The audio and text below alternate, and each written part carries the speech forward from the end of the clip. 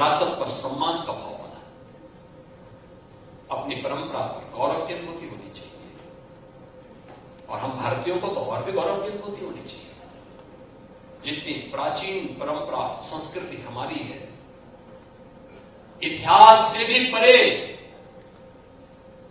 हम लोग हैं। हमको इतिहास के दायरे में कोई कैद नहीं कर सकता। उससे भी आगे जाकर के हजारों करोड़ हजारों वर्षों की एक इतिहास है हमारा, हजारों वर्षों का है। अभी 500 वर्ष का भगवान राम का भी तो प्राण प्रतिष्ठा का कार्यक्रम अयोध्या में संपन्न हुआ। पर भारत किस रूप में, किस उत्साह के साथ जुड़ा है? दुनिया जुड़ी है, दुनिया एकरूप है। लोगों के लिए कौतूहल और आश्चर्य का विषय है। अभी आपने वाराणसी का देखा होगा। वाराणसी में काशी विश्वनाथ धाम में, ज्ञानवापी में एएसआई की रिपोर्ट सामने आ रही है। एएसआई की रिपोर्ट क्या बताती है? बहुत कुछ आपके सामने उदाहरण प्रस्तुत करता है। उससे रोजगार का सृजन भी होता है। और इसका लाभ हमें कब प्राप्त हुआ? कोरोना कालखंड में 40 लाख लोग वापस आ रहे थे। कारीगर, कामगार, मजदूर, श्रमिक वापस आ रहा था। कहां काम दें? क्योंकि तमाम राज्यों ने तो उनके साथ जो व्यवहार किया था वो किसी से छुपा हुआ नहीं। और अकेले उत्तर प्रदेश था जो कह रहा था कि नहीं, हम अपने लोगों को संभालेंगे। हम खड़े हुए और उन 40 लाख लोगों को हम सम्मानजनक ढंग से प्रदेश के अंदर लाए, उनके गांव तक पहुंचाए। और हम लोगों ने कहा कि इनमें ज्यादातर लोगों को काम दे दो। ओडीओपी योजना के अंतर्गत, वन डिस्ट्रिक्ट वन प्रोडक्ट योजना के अंतर्गत या एमएसएमई यूनिट के अंदर हम लोगों ने उनके साथ समायोजन करना प्रारंभ किया। परिणाम क्या था? ज्यादातर लोगों को रोजगार मिला। अगर सरकार पहले से तैयार नहीं होती तो हम कुछ नहीं कर पाते। तो स्थानीय उत्पाद को प्रमोट करके हम एक बड़े लक्ष्य को प्राप्त कर सकते हैं। स्थानीय कारीगर को हम प्रोत्साहित कर सकते हैं। कारीगरों को प्रोत्साहित करके नया मंच दे सकते हैं। तो वन डिस्ट्रिक्ट वन प्रोडक्ट की योजना आत्मनिर्भर भारत की ही योजना है। या फिर विश्वकर्मा श्रम सम्मान योजना, ये 2019 में हम लोगों ने प्रारंभ की थी, जो आज पीएम विश्वकर्मा के रूप में पूरे देश के अंदर लागू हुई है। तो पहला प्रण प्रधानमंत्री जी का क्या था? आत्मनिर्भर भारत के लक्ष्य को प्राप्त करना। आत्मनिर्भर भारत, हम सबका लक्ष्य क्या होना चाहिए? हमारा देश आत्मनिर्भर। दूसरा प्रण था उनका गुलामी के अंश को समाप्त करना। ये यूरोप का है, ये अमेरिका का है, ये कनाडा का है, ये ऑस्ट्रेलिया का है, ये फलानी जगह का है, ये अच्छा होगा। और ये भारत का है, ये गोरखपुर का है, ये वाराणसी का है, या लखनऊ या प्रयागराज का है, ये अच्छा नहीं होगा। इस मानसिकता से उभरना, ये मानना हमारा प्रोडक्ट अच्छा होगा और दूसरे का अच्छा नहीं होगा। अगर हम इस दिशा में कार्य प्रारंभ करेंगे और उसके अनुरूप प्रतिस्पर्धा, स्वस्थ प्रतिस्पर्धा को आगे बढ़ाना, उसके अनुरूप प्रोडक्ट के लिए ट्रेनिंग देना, टेक्नोलॉजी के साथ जोड़ना, या किसी भी दिशा में आप आगे बढ़ना के प्रयास करेंगे, परिणाम आएंगे। गुलामी की मानसिकता से सर्वथा मुक्त होगा। तीसरा, विरासत पर सम्मान का भाव बना, अपनी परंपरा पर गौरव की अनुभूति होनी चाहिए। और हम भारतीयों को तो और भी गौरव की अनुभूति होनी चाहिए। जितनी प्राचीन परंपरा संस्कृति हमारी है, इतिहास से भी परे हम लोग हैं। हमको इतिहास के दायरे में कोई कैद नहीं कर सकता। उससे भी आगे जाकर के हजारों करोड़ हजारों वर्षों की एक इतिहास है हमारा, हजारों वर्षों का है। अभी 500 वर्ष का भगवान राम का भी तो प्राण प्रतिष्ठा का कार्यक्रम अयोध्या में संपन्न हुआ। पर भारत किस रूप में, किस उत्साह के साथ जुड़ा है? दुनिया जुड़ी है, दुनिया एकरूप है। लोगों के लिए कौतूहल और आश्चर्य का विषय है। अभी आपने वाराणसी का देखा होगा। वाराणसी में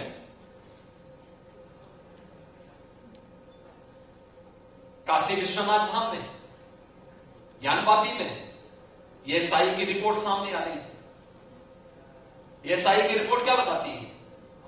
बहुत कुछ आपके सामने उदाहरण प्रस्तुत करता है, लेकिन उस विरासत पर जो प्रधानमंत्री मोदी जी ने आजादी के अमृत महोत्सव वर्ष के समय आपको उपलब्ध कराया था, हम आजादी की लड़ाई को अपनी आंखों से नहीं देखे, देश को आजाद होते समय हम नहीं देखे, लेकिन जब देश अपनी आजादी का अमृत महोत्सव मना रहा था, हर घर तिरंगा के माध्यम से हम इस महोत्सव में सहभागी बने थे, क्योंकि हमारे पूर्वजों ने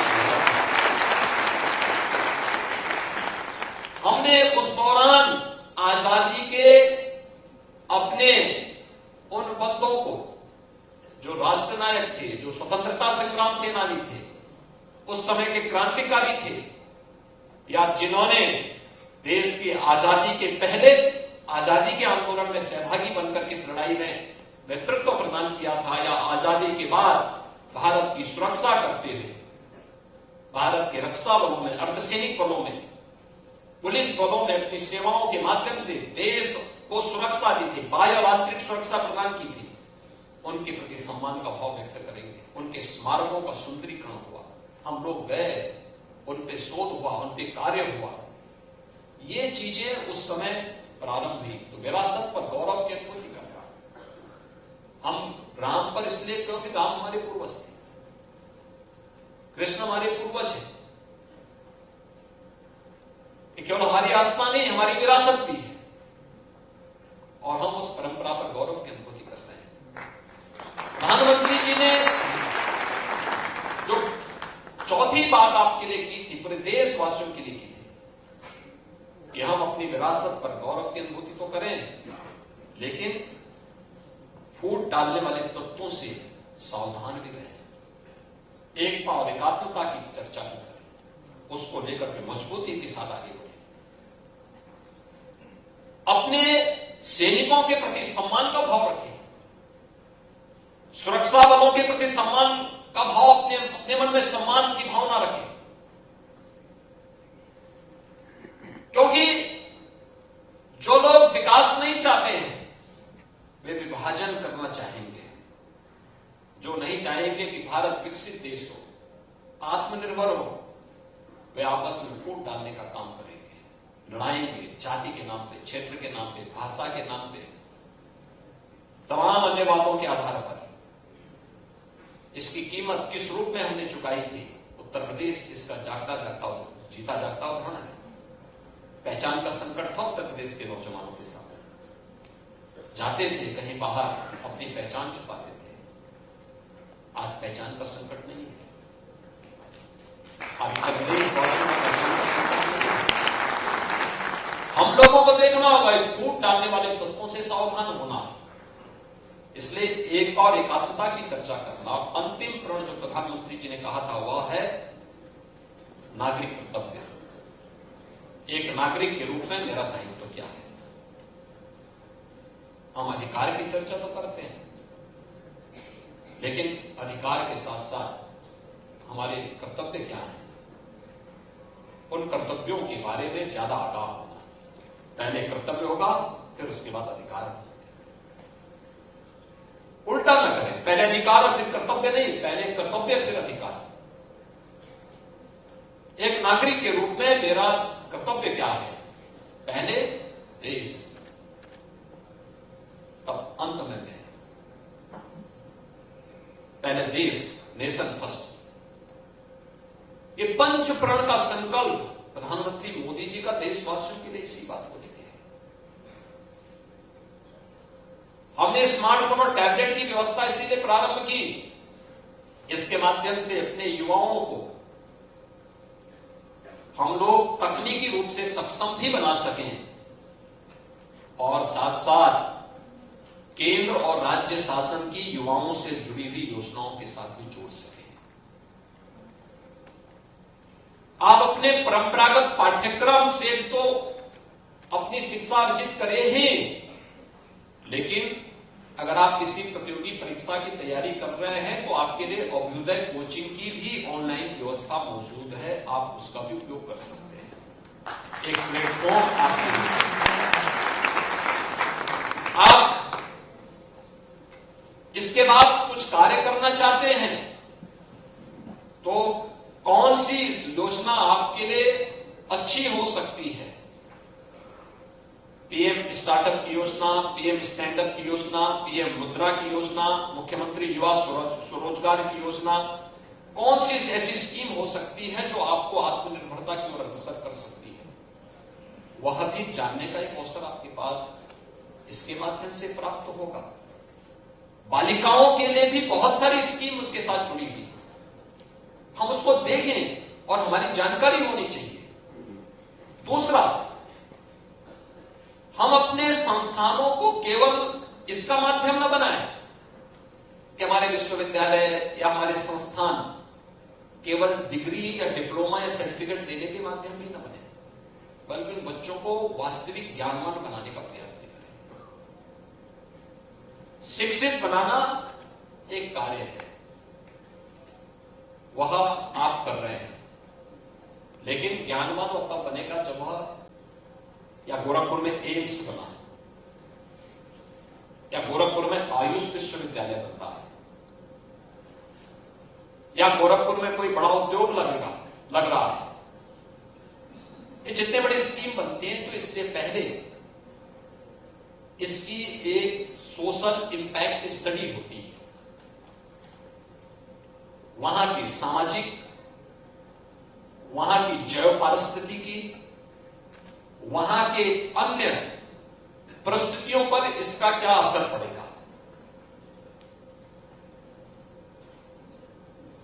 बहुत सामान्य अध्ययन होता है, 4-5 महीने का समय लगता है, एक डाटा कलेक्ट किए जाते हैं, बहुत सारे आज तो सब कुछ पहले से मौजूद है।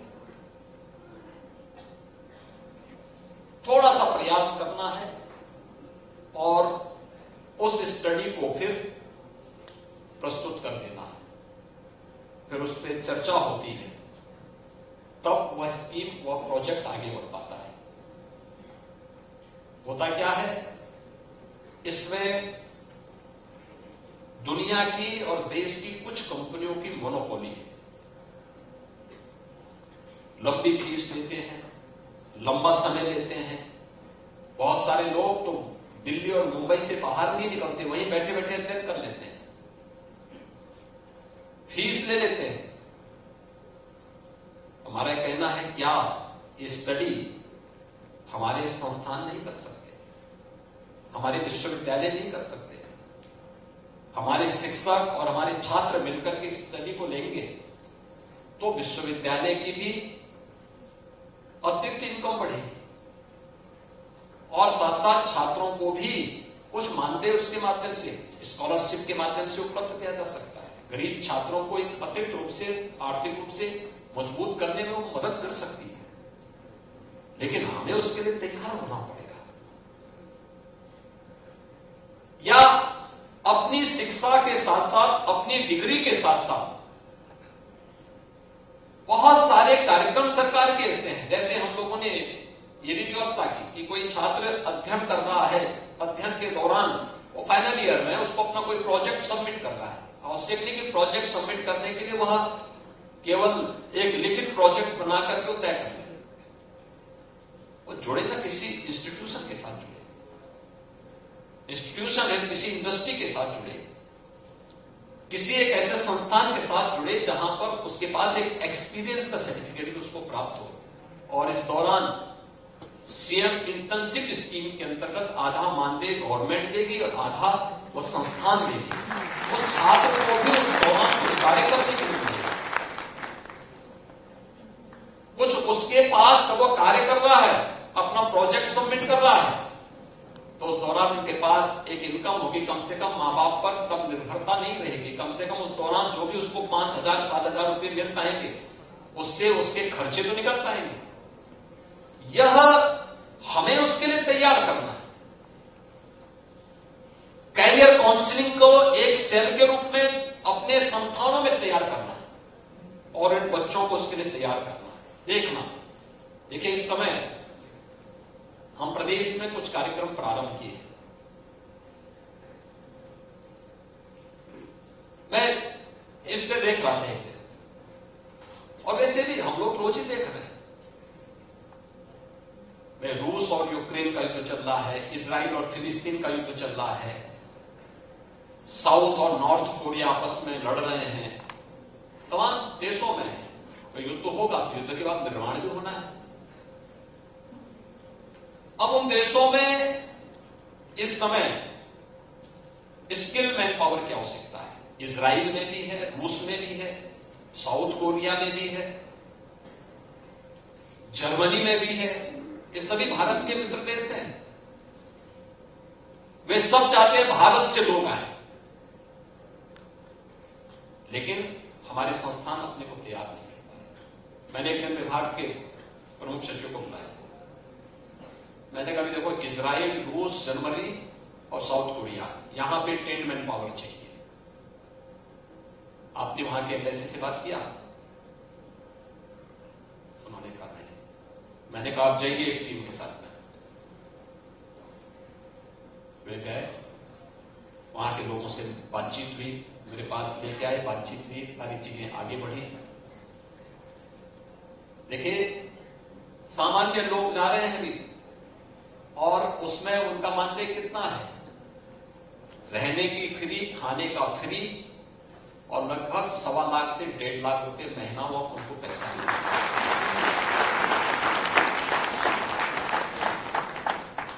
अब एक सामान्य व्यक्ति को 1.25 लाख से 1.5 लाख रुपए खाना पीना फ्री के बाद अगर मिल जाए तो क्या बुरा है क्या? और यह कार्य और वह अगर स्किल होगा तो उसको और भी अच्छा मानने मिलेगा, लेकिन इसके लिए हमें अपने आप को तैयार करना होगा। यह टैबलेट और स्मार्टफोन इसलिए उपलब्ध कराया जा रहा है, हम देखें दुनिया में क्या है। केवल टेलीविजन में यही नहीं देखना है कि युद्ध हो रहा, वाह उसने उसको तोड़ दिया। अरे तोड़ने के बाद उसको बनना भी है, और उसको बनाने में आप कहां सहायक हो सकते हैं, ये देखना। हमें दो देश लड़ रहे हैं, उनकी लड़ाई होती रहे, लेकिन हम देखें कि हमारे लिए कहां रास्ता है। तो हमें उस रास्ते की तरफ जाना है जहां निर्माण में हम योगदान दे सके, और उसमें अगर हमारे युवा होते हैं। अब तक हम 1200 नौजवानों की तैनाती कर चुके, 5000 का मैंने लक्ष्य दिया इजराइल के लिए। 5000 युवा आप इजराइल में हम भेजेंगे, वहां के निर्माण का भी योगदान देंगे। और वह आप सोचिए, जो युवा वहां पे लगभग 1.25 लाख से लेकर 1.5 लाख रुपया महीना पाएगा, और रहना खाना सब फ्री। आप सोचिए, ऐसे ही हम अन्य देशों के लिए भी तैयारी करेंगे। अपने प्रदेश के साथ साथ दुनिया में भी जाएगा, तो वहां जो पाएगा तो अपने देश में भेजेगा ना कमा करके।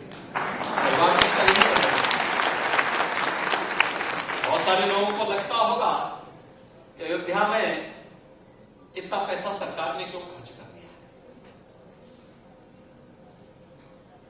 प्रतिदिन वहां पे 4 से 5 लाख लोग आ रहे हैं, तो हम कहते हैं लोग आएंगे, यूपी को देखेंगे, कहते इससे क्या लाभ होगा। अरे हमने कहा आएंगे तो होटलों में तो यही रहेंगे, यहीं का रहेंगे ना। होटल में काम करने वाले तो यूपी के ही लोग हैं ना, टैक्सी यूपी की उपयोग करेंगे, सामान भी यहीं से खरीदेंगे। अयोध्या में पहले दिन ये सब सामान बिक गया, तो अब सामान कहां से लेके आए? हमने कहा इनको सामान पहले सप्लाई करो, और उसके बाद अब लोगों को लग रहा है कि अयोध्या में विकास, जो 4 लेन की सड़कें बनी थी, जो गोरखपुर में हम पहले बना चुके थे, उनको लगता है कि वाह ये पहले दूरदर्शी सोचते। अगर हम सोचते नहीं कि 5 लाख लोगों को प्रतिदिन हम संभाल पाते, कभी नहीं संभाल पाते। अपने गोरखनाथ मंदिर में मेला लगा हुआ इतना बड़ा, और आप देखिए सड़कें का हम चौड़ी नहीं करते, तो इतना बड़ा मेला लग पाता। मैं 2 बार सुबह से सिटी में आ गया अलग अलग कार्यक्रमों में, मेला अपना चल रहा है, मैं पीछे से चुपचाप निकल करके आ रहा हूं, कहीं कोई जाम नहीं है, क्योंकि सड़कें इतनी चौड़ी हो चुकी हैं कि अब लोगों को आने जाने में कोई भी समस्या नहीं, और उस दिशा में हमें सोचना पड़ेगा कि हम भी कैसे विकास में सहभागी बन सकते हैं। तो ऐसे ही अयोध्या में जब हम सड़कें चौड़ी कर रहे थे, कुछ लोग वहां पे भुनभुना रहे थे, गरीब साहब इससे क्या होगा, ये सब करने की आवश्यकता क्या है। हमने कहा चिंता मत करो, एक बार मंदिर की प्राण प्रतिष्ठा होने दो, तब देखना इस सड़कों की चौड़ीकरण का मतलब क्या होता है। और वही चीजें हम लोगों ने ढेर सारा रोजगार सृजन होने जा रहा है, ढेर सारे रोजगार की सृजन होंगे, नए लोगों को रोजगार मिलेगा, नए गाइड आएंगे, नए व्यापार पनपेंगे, लोगों को नई दिशा में आगे बढ़ने का अवसर प्राप्त होगा। और उस दिशा में हम सबको अपने को तैयार करना होगा, और युवाओं को भी उसमें अपने भविष्य को तलाशना चाहिए।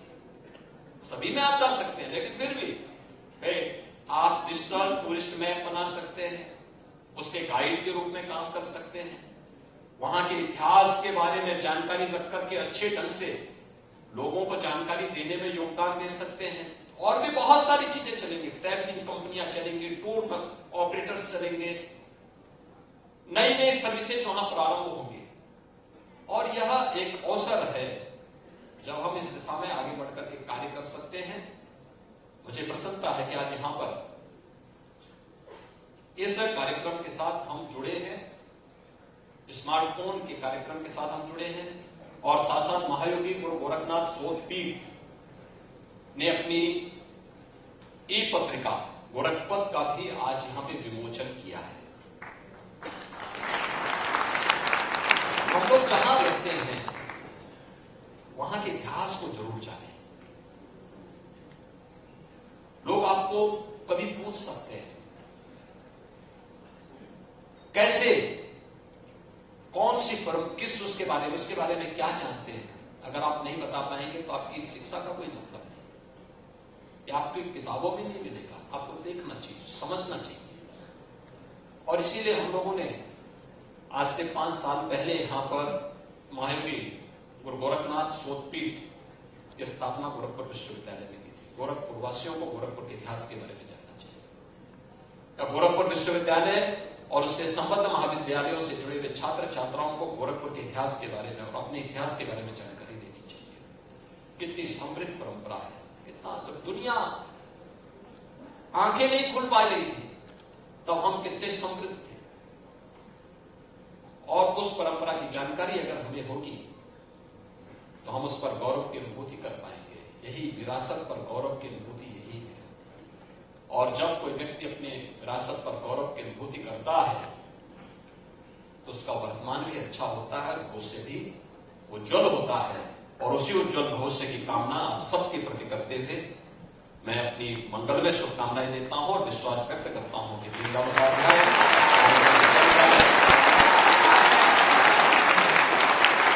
और अच्छी दिशा में कार्य करेगा।